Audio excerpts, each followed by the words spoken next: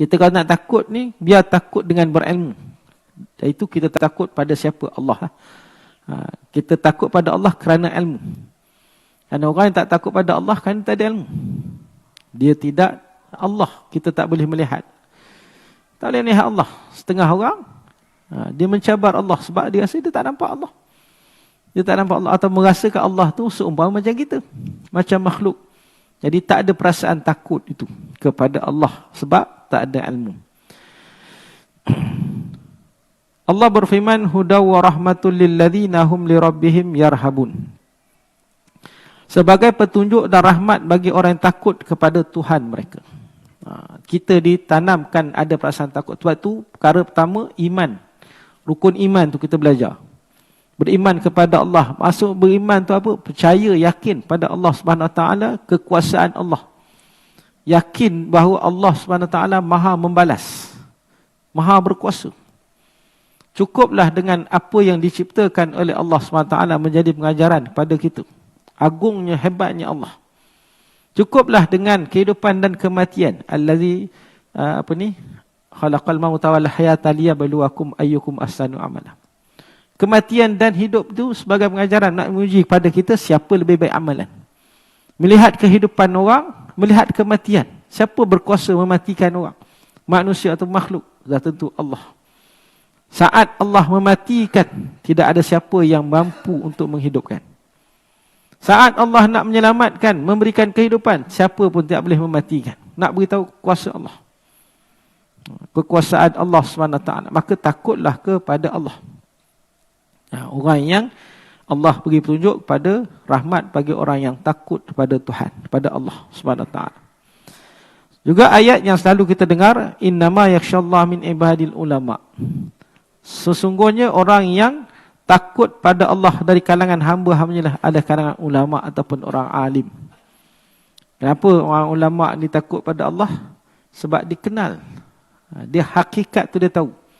Kehidupan ini, dia tahu siapa pencipta. Kita kadang mencari penyelesaian singkat dalam hidup kita. Contoh, manusia selalu mencari dalam mudah, perutnya lapar dan mencari makan. Mencari makan. Jadi mencari apa juga jalan untuk mengenyangkan perut. Mencari makan. Makan. Mencari solusi pada masalah yang singkat untuk diri dia. Sakit. Dia cari ubat, betul lah. Tetapi dia lupa asal usul, punca segala permasalahan dan solusi itu. Makan, siapa yang memberi rezeki? Siapa yang beri rezeki? Kita cari makan tu. Sumber tu makanan. Tapi sumber kepada makanan itu, yang berikan makanan itu siapa? Allah. Kita mencari penawar pada kesihatan. Daripada sakit, menawar pada sakit, sihat. Mencari penawar obat. Tapi kita lupa siapa yang memberikan kesihatan. Kita cari obat, tapi lupa siapa yang menjadikan obat itu sebagai sihat.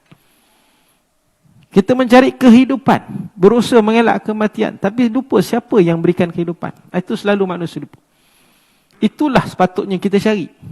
Allah. Saya selalu dialog dengan orang bukan Islam. Sebut bukan Islam ni, bila kita ajak masuk Islam, selalu kita mencari solusi pada permasalahan kita yang kita nampak depan mata. Dan kita nampak itulah sebenarnya jalan penyelesaian dia. Perut lapar, cari makan. Ataupun, apa jugalah daripada kemelut dalam hidupnya. Kita lupa root, sumber, akar kepada semua perkara itu.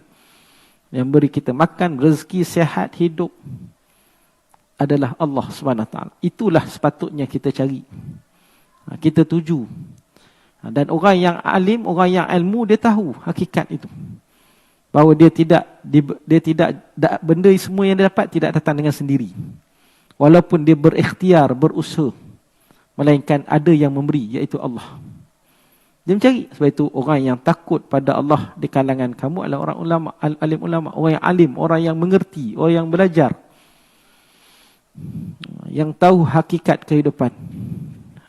Bahawa satu. Kemudian dia tahu bahawa ke mana hala tuju. Apa asal tujuan hidup kita. Orang tak faham, dia tahu hala tujuan hidup. Untuk hidup. Untuk memenuhi kehidupan sekadar itu. Allah telah tetapkan kepada kita satu visi besar. Yang tak boleh lari. Semua para orang ulama dia tahu tentang hakikat kehidupan. Wa ma khalaqtul jinna wal insa illa liya'budun. Ini misi, tema, moto daripada Allah untuk manusia. Tidak aku ciptakan jin dan manusia melainkan mengabdikan diri kepadaku. Hambakan pada Allah SWT dalam segenap perkara. Dan tak lari kerangka hidup tu dengan itu. Dan inilah tujuan Allah cipta manusia. Bukan untuk berfoya-foya, bukan untuk seronok, bukan hidup hanya sekadar kehidupan. Tak, mengabdikan diri kepada Allah dalam hidup kita. Dan Allah perintahkan jangan pula ni semasa hidup, tujuan nak mati ni apa? Mati ke mana pula? Apa yang Allah perintah kepada kita?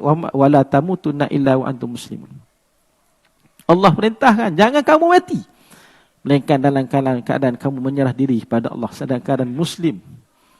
Dalam keadaan kamu muslim, makna tak lagi menyembah Allah, dalam keadaan kamu hidup, mati dalam keadaan menyerah diri kepada Allah. Ini hanyalah ulama, alim ulama yang mengerti, yang mengaji, yang mengetahui. Yang kita semua ni mengaji insya-Allah. Tahu bahawa kita tak boleh lari daripada kerangka itu. Sebab kalau lari di kerangka itu, kita dah minal khasirin, orang yang rugi. Ini dia tujuan hidup. Nabi SAW bersabda dalam hadis, Ra'sul hikmah mukhafatullah. Dasar hikmah adalah takut pada Allah. Hikmah ni apa? Kebijaksanaan, ilmu. Hikmah dari sudut pengajaran dan sesuatu. Takut pada Allah Subhanahu wa taala. Nabi SAW bersabda hadis yang lain, man khafallahu ta'ala khawwafallahu minhu kulla syai'. Wa man khafa ghairallahi ta'ala khawwafallahu min kulli syai'. Barang siapa yang takut pada Allah, maka Allah menjadikan segala sesuatu takut kepadanya. Dia meletakkan ketakutan yang sebenar-benarnya hanyalah pada Allah. Kita baca ayat Quran surah Yunus, ala inna awliya Allah la khaufun alaihim walahum yahzanun. Adalah pada para wali Allah. Mereka ni tidak ada ketakutan dan tidak ada kedukicitaan. Maksud tak ada takutnya apa? Sebab dia dah takut satu je, Allah. Bila takut pada Allah, Allah. Lain tu tak ada apa, kecil je. Kita paling takut manusia ni. Orang Melayu utamanya. Benda mistik. Benda mistik takut sungguh. Terbalikkan, Tuhan balikkan ni hantu. Hantu tu dia takut. Tuhan dia tak takut. Hantu kan kalau orang tengok buat paranormal, suka buat konten. Cari rumah-rumah kosong, tepi kubur apa semua. Memanglah jumpa, akan jumpalah. Dah jumpa takut pula. Oi, nampak menjerit-jerit lagi. Mencari benda mistik, tengok benda bergerak, tengok nampak benda tu yang ditakut. Benda tu yang dia besar-besarkan ketakutan. Sedangkan itu memang ada makhluk. Dia pun makhluk, kita pun makhluk. Kalau dia berani makhluk tu, dia tunjuk depan mata depan orang ramai. Waktu siang hari. Berani tak? Tak berani juga. Dia tunjuk waktu kita seorang-seorang, dia ganggu kita. Punya takutnya kita. Yang sepatutnya saluran ketakutan hanya pada Allah SWT. Sebab itu bila orang dah sampai satu tahap, kemuncak ketakutannya hanyalah pada Allah. Maksudnya ancaman daripada Allah, azab daripada Allah. Apa juga cabaran daripada makhluk, dia tak takut. Kita tengok contoh. Orang yang sanggup berjihad jalan Allah. Jihad ni bukan main-main tuan-tuan. Perang. Yang orang angkat senjata, perang Iran, Asia Barat kan. Di Palestin, di Lebanon, Hizbullah, Ansarullah, Yaman, di Iraq pula ada lagi. Berani. Berhadapan. Maknanya cabarannya, dia punya risikonya mati. Tak takut dah mati. Mati tu bukan satu benda yang menakutkan. Sebab ketakutannya pada Allah. Dengan manusia dia kecil. Sebab itu bila dia dah tak takut, dia takut pada Allah, dia tak takut pada manusia, menjadikan orang yang lain takut, musuh takut pada dia. Apa jadi kepada Israel? Kalau secara berdepan, dia guna senjata je Israel ni. Mana kalau betul-betul berlawanan satu demi satu, tak berani. Tak berani. Sebab ketakutan dia kepada Allah SWT. Allah jadikan sesuatu tunduk pada diri ni kerana dia takut pada Allah. Nabi kita sallallahu alaihi wasallam menyebutkan, aku diberi 5 perkara yang tidak diberi kepada umat ataupun Nabi yang terdahulu. Pertama, Nabi SAW sebut, aku jadikan masjid, bumi ini seumpama masjid suci. Mayang mana-mana tak jumpa masjid, jumpa tanah kosong, mayang, tak ada masalah. Yang ada najis, semayang. Bumi ini suci. Yang kedua, yang pertama, aku diutus kepada semua kaum, tidak kira warna kaum, bangsa kulit merah ataupun hitam. Nabi SAW tidak memilih umat. Umat dia berbangsa-bangsa. Kalau Nabi dahulu ada kaum-kaum dia, memang khusus Allah perintahkan untuk kaum tu saja. Kaum lain tu lain. Tapi Nabi SAW semua bangsa. Kita menerima kalau orang Muslim Islam ni, semua bangsa ada. Semua jenis. Kami jumpa macam orang Rusia ada, Amerika, Jerman, Afrika, semua jenis ada. Jadi Islam bukan untuk orang Melayu, bukan untuk Arab saja. Kemudian yang ketiga, dijadikan musuh takut padaku selama sebulan perjalanan. Ni Nabi SAW ada sifat gerun pada diri musuh. Dengan perkataan Jaishu Muhammad, tentera Muhammad datang. Saufayak, dia suara mana dia takut. Musuh ni takut. Awal-awal je berani peringkat Badar dan juga Uhud. Tapi lepas tu kebanyakan daripada Ghazwah ataupun kalau berdepan seorang-seorang dengan Nabi SAW, musuh takut. Abu Jahal, kita dengar cerita kisah, 2-3 kisah dia, berdepan dengan Nabi SAW tak berani. Tak berani. Satu pemilihan Allah SWT. Allah jadikan perasaan itu. Musuh takut. Sebab kita ada izzah, kemuliaan. Bila ada kemuliaan ni, musuh jadi takut lah. Allah tanamkan perasaan megah, bangga, besar kita. Bukan sombong. Tapi besar pada musuh. Musuh lihat kita besar, hebat. Tak boleh pandang ringan. Yang terbalik hari ni tak? Hari ini akhir zaman, Nabi SAW sebut umpama kita ni umpama buih di lautan. Umpama hidangan talam yang dimakan, diratah. Senang-senang. Tak ada rasa takut pun. Sebab Allah cabut perasaan. Kan ada satu penyakit, al-wahan. Ada penyakit akhir zaman sebut. Wamal wahnu. Apa tu wahan tu ya Rasulullah? Iaitu hubbu dunia wa karahiyatul maut. Bila ada penyakit tu memang habis. Cabut dah habis. Musuh tak berat, tak. Dia dulu takut pada kita, dia tak takut. Lekeh je kita. Sebab ada hubbu dunia, cinta pada dunia, takut pada mati. Baik. Kemudian barang siapa yang takut selain daripada Allah. Tadi yang ketiga kan. Yang keempat, Nabi SAW menyebut bahawa aku diberikan halal harta rampasan perang. Rampas perang ni, rampas harta, tapi dikumpulkan, nanti Nabi akan bahagikan. Kerana halal harta itu. Kemudian yang kelima, doa. Aku diberi satu doa yang aku kumpulkan di hari akhirat sebagai syafaat untuk umatku. Itu 5 perkara. Baik. Kemudian sambung lagi, wa man khafa ghairallahi ta'ala khawafahullahu min kulli syai'. Barang siapa yang takut selain daripada Allah. Dia takut sesuatu selain Allah. Takut saja. Kita kadang-kadang datang perasaan takut tak? Ada kata fear factor. Ada orang takut. Ya, takut tu kadang kena seimbangkan, jangan melampau. Tu yang jadi timbul perasaan ada dia panggil kebimbangan saja. Bimbang je. Tak tahu apa yang takut. Sebenarnya mungkin sebab terlalu berfikir, overthinking. Kalau fikir sangat, takut, maka kalau dia takut selain daripada Allah, Allah akan menjadikannya takut pada segala sesuatu. Yang lain semua dia semua akan takut pada semua benda. Semua benda dia akan jadi takut. Contoh tuan-tuan, yang kata kebimbangan. Datang surau masjid. Tengok letak kasut, duk fikir kasut selamat tak? Takut tu. Takut kasut selamat tak selamat. Letak itu tawakal lah kan. Kita letak dengan elok. Kalau kata takdir hilang, nak buat macam mana? Tapi langkah selamatan dah buat. Tengok letak kereta, motor, tak elok, kunci dah, takut juga. Dia perasaan takut-takut tu. Sampailah akhirnya takut pada apa, bayang-bayang sendiri, takut. Kan? Dia takut saja. Tu orang yang kan disebut dalam innama ya'muru masajidallah man amana billahi wal akhir. Kemudian dia tidak takut melainkan hanyalah kepada Allah. Kan? Ada orang datang masjid takut-takut. Takut jangan kalau gelap malam takut. Jalan jauh takut. Semua jenis takut. Takut saja.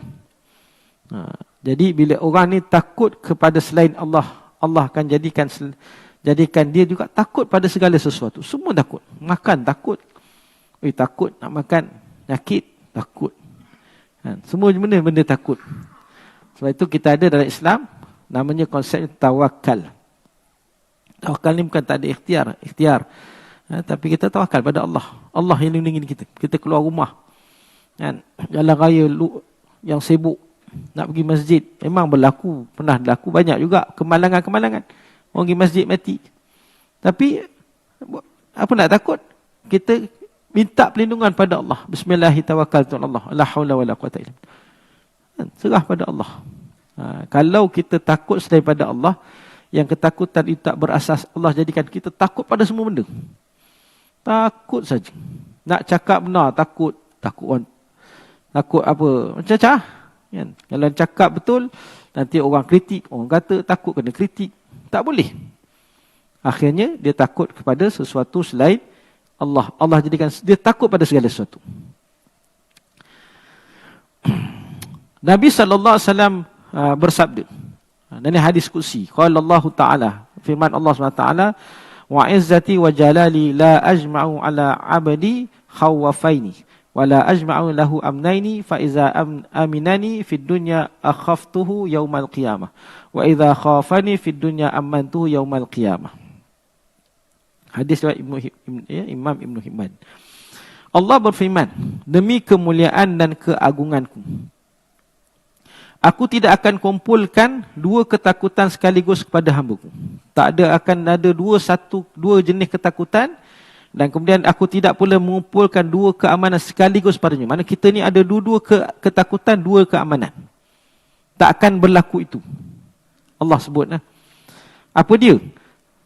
Satu. Maknanya, contoh Allah sebut, apabila dia berasa aman dariku di dunia, maka aku akan memberikannya rasa takut di hari akhirat. Kat dunia dia rasa aman, tenang daripada mengingati Allah. Kan kita patutnya aman mengingati Allah, dekat dengan Allah. Ala bizikrillah tatmainnul qulub. Ingatlah, ketahuilah mengingati Allah, hatinya tenteram, tenang. Tak, tapi dia tenteram dengan menjauhkan dia Allah. Merasa aman. Relax dia. Kita ni jadual kita padat. Umat Islam ni jadual dia padat. Seawal subuh kita dah bangun. Sebelum daripada tu, kita dah susun dah jadual. Setiap hari, tanpa missing, tanpa terkecuali.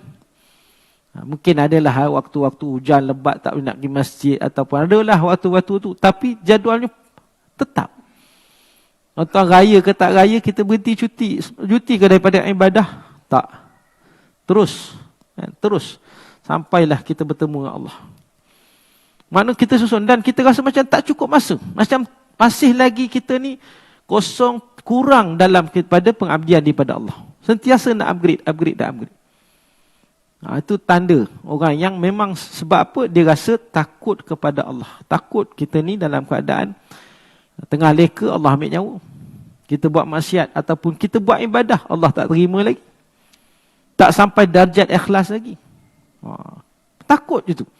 Sentiasa berharap pada Allah Subhanahu Wa Taala. Maka kalaulah ada perasaan ini yang menjadikan kita ni sentiasa sibuk menyebut nama Allah, tak boleh nak cakap besar, tak boleh nak dabik dada, tak boleh kata aku ni hebat, istiqamah, semua tak boleh. Semua dia jaga, takut. Takut-takut kita buat ni, Allah tak terima kau sembang, khemah ataupun kita ni kata apa, syok sendiri. Allah tak terima pun. Kita besar diri, duk ujub berasa kita ni paling banyak ibadah. Padahal si Allah, kamu kosong kamu. Takut. Serba takut kita. Takut tu kepada Allah. Mana satu-satu kita takut adalah Allah. Dan kenapa kita buat semua ni? Kerana Allah. Kerana takut pada Allah Subhanahu Wa Taala. apabila seorang berasa aman dari mana dia dah terbalik orang kat dunia ni, dia rasa relax, tenang. Dia tak buat apa-apa.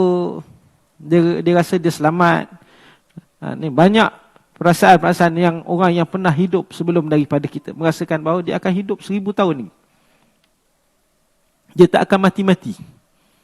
Itu yang dia rasa aman, relax, masa panjang lagi. Sedangkan ajal ni bukan kira faktor usia dan sakit. Jadi orang yang berasa aman dariku di dunia, aku akan berikannya rasa takut di hari akhirat. Logik lah kita sebut macam orang boleh ambil PESA, boleh ambil SPM ni. Awal tu relax, tak belajar apa, orang duk pesan belajar lah, ni nak ambil SPM ni dekat ni apa semua. Tahun ni ambil SPM, oh relax lah. Apa nak kan? Rezeki di mana-mana, ada bagi alasan. Itu orang lain struggle belajar, tiap-tiap malam belajar, tuitionnya bersungguh belajar. Ada jadualnya, buat ulang kaji, masuk kelas, lepas tu kan, banyak interaksi dengan guru, tanya soalan banyak. Maksud dia ni bersungguh. Maka masa menjelang peperiksaan, masuk dewan peperiksaan, dia tenang, relax. Semua dah ingat dah belajar habis. Dia dah fokus habis dah. All out dia bagi. Trial pun dah bagus. Kemudian dia masuk exam tu, dia bersungguh. Dapat juga exam yang keputusan yang terbaik. Ataupun masa dewan tu dia dah tenang dah. Sebab ini semua dah ada dalam latihan dia. Ingatan dia, dah tahu dah semua. Cuba yang orang tak ada buat persiapan apa-apa. Relax, dia datang, pergi sekolah tidur, tak pergi sekolah munting, tak ada tuition, tak ada apa, semua tak ada. Dia tahu masuk exam, apa perasaan? Bagi orang tak fikir masa depan, lantaklah, kosong-kosong. Tapi orang yang fikir masa depan, fikir mak ayah dia susah payah, takut apa nak jawab kalau kosong ni, markah kan, tak lulus, malu kat orang, dia fikir macam-macam. Yang tu datangnya kecamuk, rasa gelisah dan takut. Kemudian disebut dalam hadis yang tambahan, iaitu dan apabila seorang merasa takut padaku di dunia, aku akan berikannya rasa aman di hari akhirat. Ni macam tadi ya. Kat dunia ni serba takut kita pada Allah. Nak cakap lebih takut dosa. Hati nak rasa buruk sangka kat orang, tak berani. Tak berani. Sebab takut dosa. Bukanlah tak boleh cakap benar. Maknanya nak mengata orang, nak mengutuk, nak mengumpat orang, ghibah. Tak berani. Sebab takut pada Allah saja. Ambil harta orang yang bukan hak dia, tak berani. Sebab ini bukan aku punya. Jadilah dia seorang yang jujur, jadi seorang yang amanah, jadilah dia seorang yang benar-benar ikhlas. Jadi dia tak buat banyak sebarang. Dia tak sebab akhirnya orang inilah ketika mana di dunia dia jaga sungguh, Allah beri dia keamanan di hari akhirat nanti. Tenang dia. Di hari akhirat inilah balasan. Saat orang lain semua rasa gelisah, takut semacam. Dan inilah keamanan yang paling, kejayaan yang paling baik. Orang yang paling berjaya itulah saat dia bertemu Allah hari akhirat nanti dalam keadaan dia tenang. Orang lain, kita berkumpul di padang mahsyar dalam keadaan tak ada pakaian, dia ada pakaian, dia ada naungan. Dia tak ada peluh yang melindungi, yang menutup tubuh dia sampai tenggelam. Tak, semua relax. Sebab dia dah struggle awal di dunia dahulu. Kemudian kita tengok hakikat takut pada Allah SWT. Ketahuilah bahawa hakikat takutlah rasa bimbang, terbakarnya hati disebabkan oleh khawatir akan terjadinya sesuatu yang tidak disukai pada masa akan datang. Takut ni rasa bimbang, rasa cemas, terbakarnya hati disebabkan satu faktor kebimbangan, khawatir akan terjadi sesuatu yang tidak disukai pada masa depan. Dia fikir masa depan, apa nak jadi kita ni. Kan? Kalau tak bekerja keras, contoh hari ni kita kerja keras hari ni kan, sebab masa depan, fikir masa depan, anak-anak, diri kita sebagainya. Takut kalau tak buat apa-apa akan tak ubah nasib. Tak ubah nasib. Innallaha la yughayyiru biqaumin hatta yughayyiru ma bi anfusihim. Allah tak akan ubah nasib satu kaum melainkan mereka mengubah nasib daripada diri mereka sendiri. Jadi kalau dia tak ubah diri, dia takut masa depan tak ada apa ataupun makin teruk. Jadi dia buatlah sesuatu. Kadang-kadang pula Takut pada Allah kerana mengetahui sifat-sifatnya yang pasti mendatangkan ketakutan. Sebab itu orang yang nak kenal Allah, orang yang takut pada Allah, dia kena kenal Allah. Kenal sifat Allah. Kita perkenalkan orang yang baru kenal Islam. Allah tu siapa? Allah tu ialah Tuhan, sifat dia. Sifat-sifat itulah yang menyebabkan ada datang rasa gerun. Saya suka bila montaj kan, Asmaul Husna dia tayang kan, dia akan tayangkan video-video alam ciptaan Allah. Itu patutnya kita renung-renungkan ciptaan Allah, agungnya Allah, besarnya Allah, dengan menyebut nama-nama Allah Asmaul Husna. Dan banding kita kerdilnya diri kita, tak ada apanya. Tak ada apanya kita di sisi Allah. Allah menciptakan dengan segala kehebatan dan kebesaran. Baik dalam alam dunia ni maupun di luar. Kalau tahu, kalau sedar tentang itu, membesarkan, mengagungkan Allah Subhanahu wa taala. Imam Ghazali kata, ketakutan inilah paling sempurna dan utuh. Ketakutan ini, takut bila mengetahui sifat-sifat Allah, itulah yang paling sempurna. Itu yang, sebab itu kita dibenarkan untuk minta kepada Allah jauh daripada azab api neraka. Kan? Dari 3 level. Ada orang beribadah pada Allah kerana dia takut pada azab api neraka. Takut dengan azab tu, boleh tak boleh? Memang boleh. Disuruh. Ada orang beribadah pada Allah, beramal ni kerana nakkan ganjaran. Dia takut pada ancaman. Yang kedua, orang yang beribadah kerana nakkan ganjaran, syurga. Boleh tak macam tu? Boleh. Memang suruh. Minta redha wal jannah.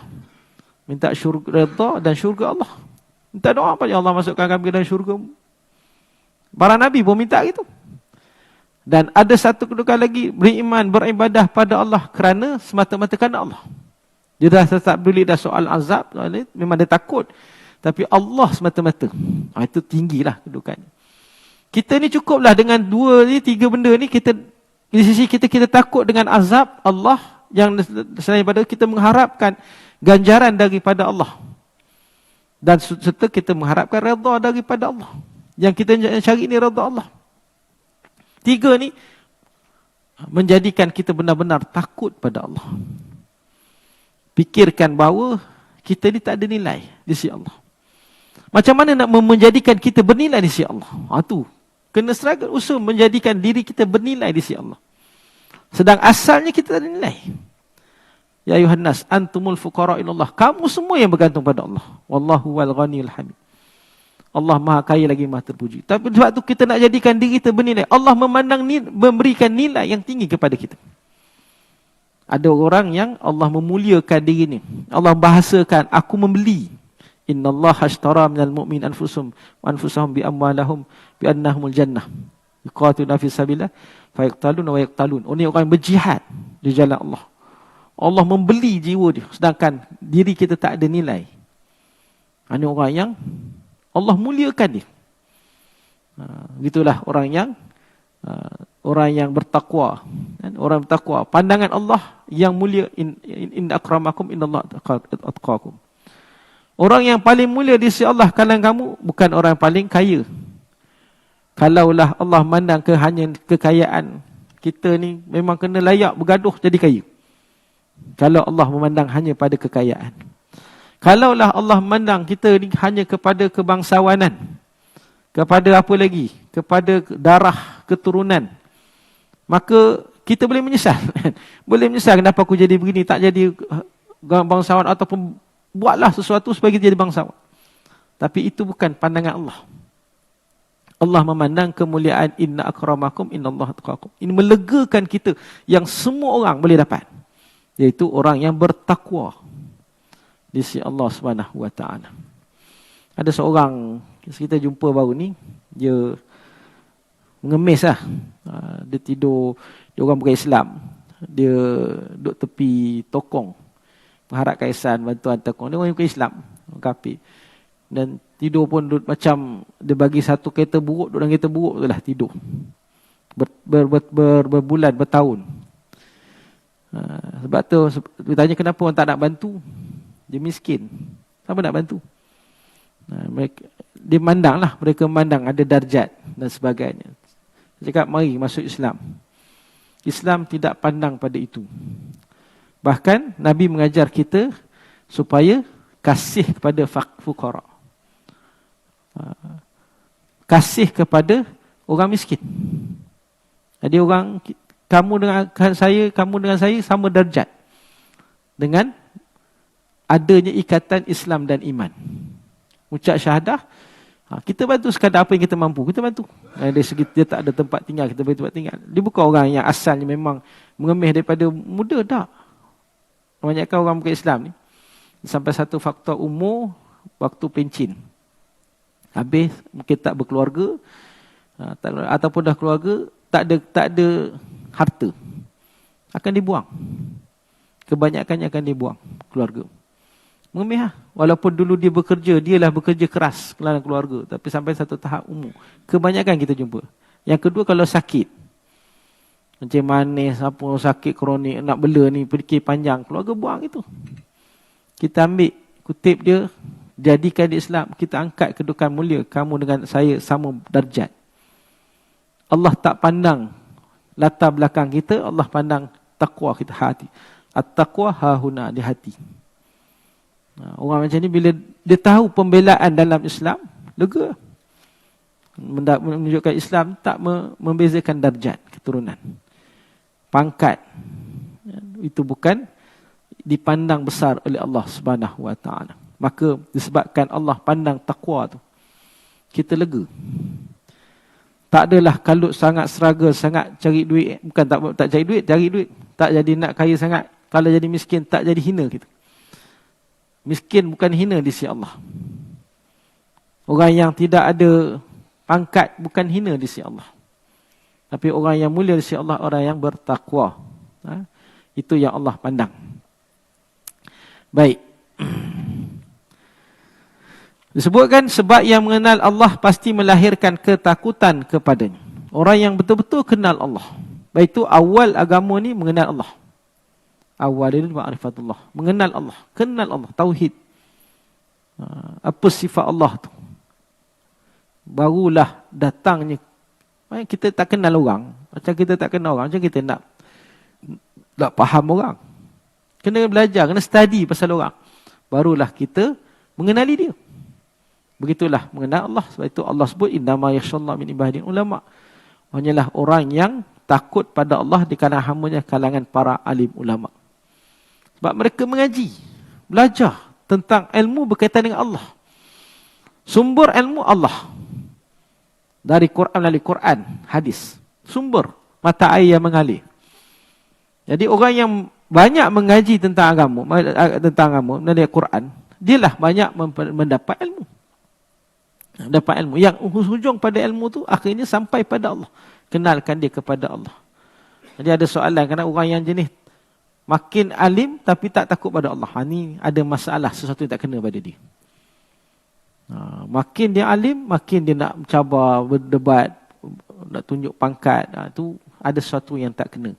Patut dia tawaduk, merendah diri, kan? Dia tak sombong. Gitulah sepatutnya.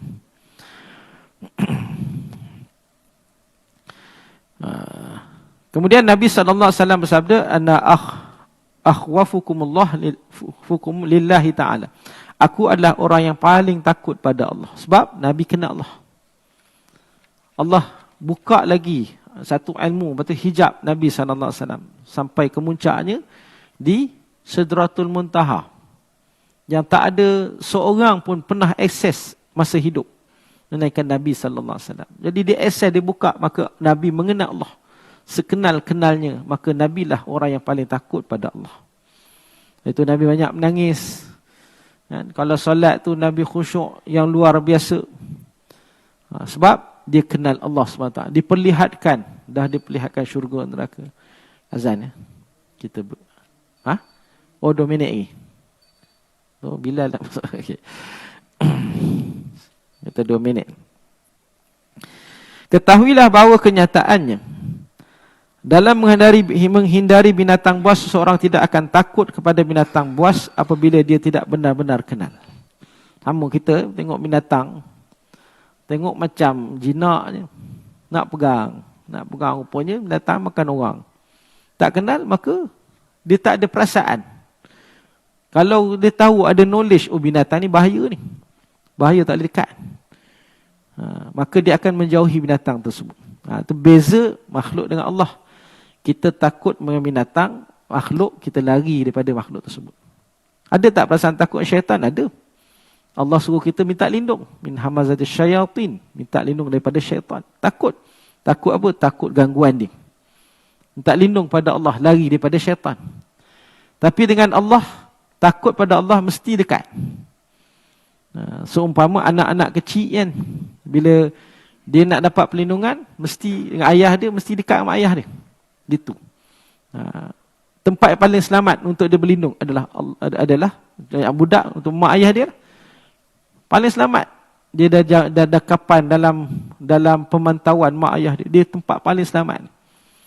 Kita tempat paling selamat berpaut adalah Allah. Tak ada tempat lah. Orang yang melarikan diri dengan Allah daripada Allah dengan alasan takut pada Allah, itu orang yang salah. Salah faham, salah amalan. Sepatutnya takut pada Allah, makin dekat kepada Allah Subhanahu wa taala. Maka apabila dia mengetahui bahawa antara sifat binatang buas adalah membinasakan dan tidak mempedulikan, maka jika dia meninggalkannya bukan kerana kehalusan dan kasih sayang, tapi ia sungguh telah lebih hina di sisinya untuk disayangi, maka ia mesti ditakuti. Dia tahu binatang ni benda yang buas, yang ganas, tak boleh buat bincang. Dia bukan jinaknya, maka dia mesti menjauhi. Kita beri laluan azan. Masuk azan. Masuk lah.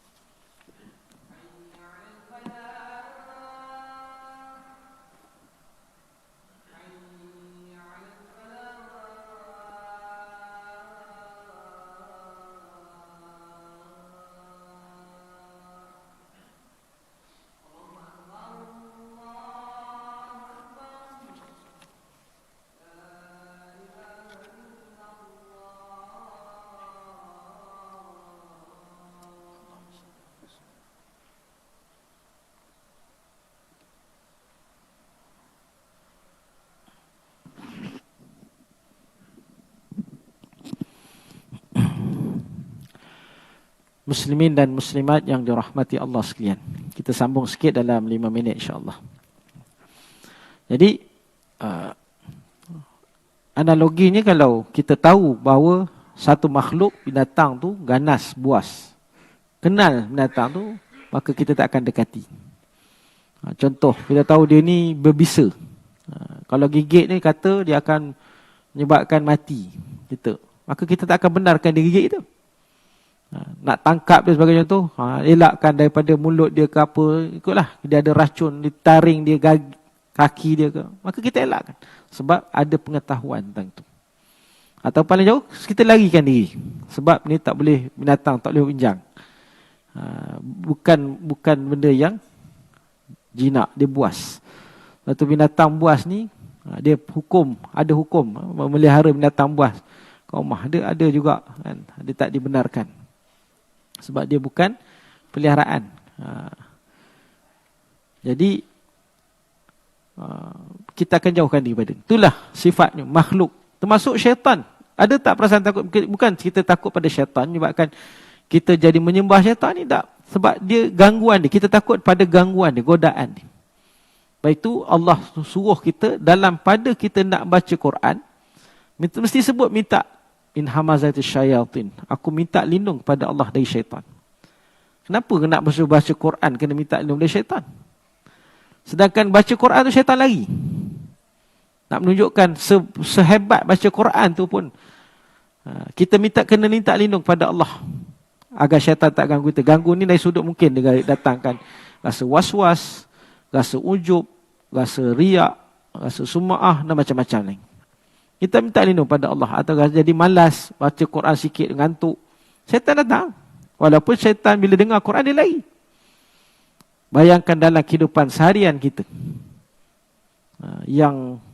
Yalah, kehidupan seharian kita mesti minta lindung pada Allah daripada gangguan syaitan. Itu lindung. Mana takut? Takut juga. Takut gangguan syaitan. Allah punya sifat yang maha tinggi, dialah yang maha perkasa lagi maha bijaksana. Tapi barang siapa mengetahui bahawa seandainya dia membinasakan orang yang terdahulu dan orang terkemudian, dia maha berkehendak dan tidak mengurangi sesuatu pun dari kerajaan. Sebab itu kita baca Quran, baca kisah-kisah terdahulu. Umat-umat yang dibinasakan oleh Allah SWT. Apa beza kita dengan umat dahulu? Dari sudut derhaka lebih kurang je kita ni. Cuma Allah rahmat, sayangnya Allah pada kita umat Nabi SAW. Kalau nak dari sudut derhaka, jahat, lebih kurang je kita dengan umat dahulu. Cuma tambah sikitlah kita ada iman. Alhamdulillah kita ada. Yang tak beriman ni. Kan? Nabi SAW minta supaya jangan disegerakan pembalasan pada umat aku. Dia balasan ni segera hanya kepada individu. Kan? Dan Nabi sebut ada hadis cerita pasal disegerakan azab di dunia. Contoh orang yang buat zalim, yang kedua orang derhaka pada mak ayah. Orang buat zalim ni Allah beri balasan, tapi di individu tu. Dan orang derhaka pada mak ayah, segera bayar cash. Tapi secara umatnya Allah tangguh. Allah beri ruang. Tu yang kita tengok, kita doa macam Israel tak mati-mati, tak hancur-hancur Israel. Tunggu 2027. Sebab Allah beri peluang ni. Sampailah satu masa nanti insya-Allah. Dan kita, kalangan kita pun yang buat derhaka, banyak maksiat, mungkar terang-terang. Nak samakan dengan umat dahulu, sama. Ada tak umat sekarang ni macam umat kaum Nabi Lut? Ada, tak ada. Kata tak ada, ada. Kenapa Allah tak binasakan? Sayang rahmat Allah kerana permintaan Nabi SAW. Mudah-mudahan ada kalangan yang bertaubat.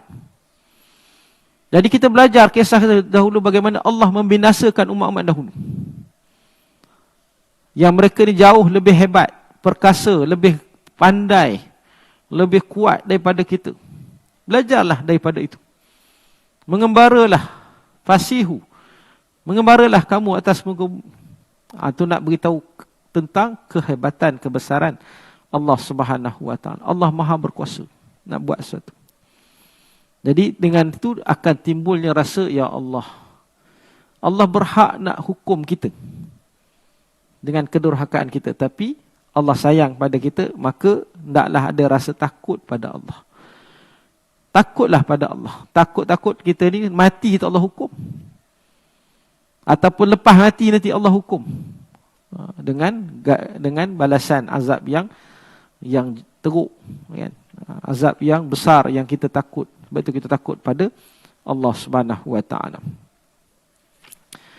Itu dia. Berapa banyak yang Allah Ta'ala binasakan hamba-hamba di dunia dan menghantarkan mereka berbagai jenis seksa tanpa kelembutan dan kasih sayang, maka hendaklah dia mesti ditakuti. Sebab itu Allah datangkan Quran, cerita umat dahulu, cerita balasan kemudian hari akhirat yang belum ada penghuni neraka sekarang. Tapi Allah dah ceritakan, ni ada orang yang akan ni, dia azab. Bacalah surah, macam-macam surah. Al-Haqqah, Al-Waqi'ah, macam-macam surah.